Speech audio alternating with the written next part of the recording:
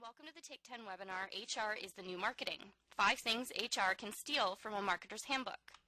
This Take 10 series is presented by CRG emPerform and is designed to deliver practical and specific information in only 10 minutes. Joining us today is Lynn Lang. Lynn is the president of Rewarding Communities and has an extensive strategic and operating background spanning marketing, internet, and payments initiatives, as well as experience in startup ventures. Lynn's work at Rewarding Communities focuses on the identification of internal and external communities of purpose, the facilitation of social media strategy development through customized executive seminars, and community management for employee rewards and recognition programs. So thank you very much for joining us today, Lynn. Thank you and welcome. Before I get started, let's ask why looking at a marketing process is strategic for HR professionals right now. First of all, there has been a revolution in communications technology. ComScore reported in November of 2011 that there are 1.2 billion people globally connected to social networks, and growth rates for all demographics are in the 50% plus range. This mass adoption of a new medium is driving a profound shift in our communications paradigms. Second, employee engagement is important for many reasons, but 2 will come right to the top of any list you might offer your CFO. First of all, employee turnover is expensive, a 30 to 50% annual salary for an entry-level employee and up to 400% for specialized high-level employees. And employee retention is profitable. A Gallup survey in 2011 concluded organizations with above-average engagement not only grew faster, but they showed 18% higher earnings per share than their competitors. And third, as we all know, effective communications leads to engagement. And that in particular makes it critical right now to rethink your strategic communications framework. So let's look at what we can steal from marketing. Here's a strategic marketing framework showing strategies from direct marketing, database marketing, loyalty marketing, and social marketing. Each of these stages represent a significant shift in marketing strategies in terms of the approach to communications, what is being tracked, and the overall targets that will guide initiatives. It's a starting place to build your own strategic framework. So let's take a look. First, direct marketing is about communicating directly with customers in any channel they choose. What a direct marketer tracks is the recency, frequency, and monetary value of transactions. Typically, their tactics are deployed based on achieving a target ROI of a single product, again, regardless of channel.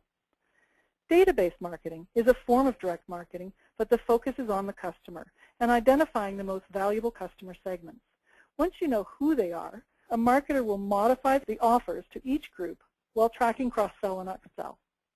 The objective is to achieve a targeted customer value across multiple products. Loyalty marketing is similar, but the marketer is adding customer rewards that will acquire new program members, stimulate transactions, and drive engagements. A loyalty marketer will then target customer value across multiple merchants. Social marketing adds the final dimension. Because social networking is about software that enables niche communities to form rewarding communities, marketers track the connections and activities, in addition to transactions, to target the ROI based on a specific niche community. So let's use this framework to develop 5 sample tactics from a marketer's handbook. If you think like a direct marketer, you are completely channel agnostic. So tip number 1 is take a multi-channel approach to all your communications. And that means you should look at every channel and use each to get the optimal response. Because many companies are implementing social tools on the corporate desktop for a variety of purposes, let's look at how to use the most popular of these, a corporate news feed, with events as their secondary channel. And because I'm choosing a call center as the employee environment, let's also add a call audio library. So then you have your multi-channel environment. First, you start by qualifying the targeted results. Let's say you want to improve the percentage of sales per call in an inbound call center by 5%. Then identify the profitable behaviors that will deliver that result. Say, for example, you choose identifying customer needs and decide to create an award for the employee with the best needs identification call. Since your primary channel is a news feed, you will post congratulations for the winning employee directly on their wall, but enable other team members to like or comment on the post. Those likes and comments form your response rate in that channel. So let's say the first time you post, you don't get the response rates you expect. To improve it, you ask a team leader to comment on a congratulations post by describing the behaviors that earned the award in more detail.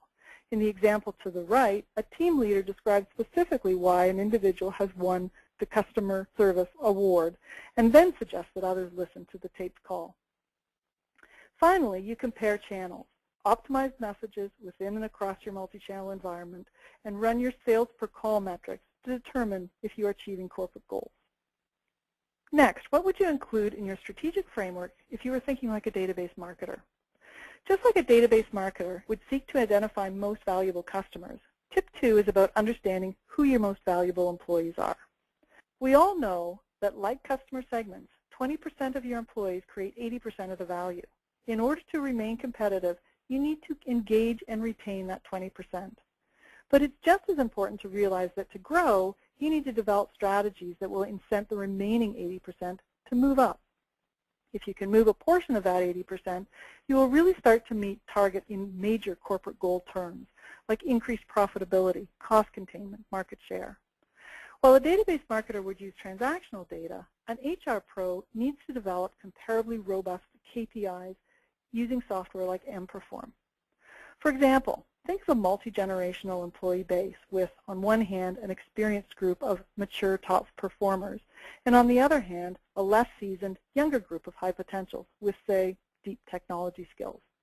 If you identify these groups as key segments for mentoring and tech training programs, your metrics might be performance behaviors for the less seasoned group, but for the pros, you can start looking at them as if they may be becoming high potentials. And that leads to tip 3. Engage employees with targeted personal offers and understand the different response rates you get from different groups. The purpose in segmenting your customers or employees is so that you can tailor communications to drive results. For example, let's say you're comparing the response rate of 2 different teams, an enterprise sales team and a corporate group at head office who supports both sales and provides customer service. If you are tracking 4 different programs, say using the multi-channel approach you learned from a direct marketer, and you discover that your response rate with your corporate customer service and product support team is highest when a peer comments on a colleague's work, but for your enterprise sales team, the response rate is strongest when there's an award posted. Clearly, this is an intuitive difference between a sales and support team, but what is less intuitive is that it's an actionable result of this information is that you could incent the corporate sales team simply to say thank you more often to the folks on the front line in customer service. Tip number 4 comes from a loyalty marketer's handbook.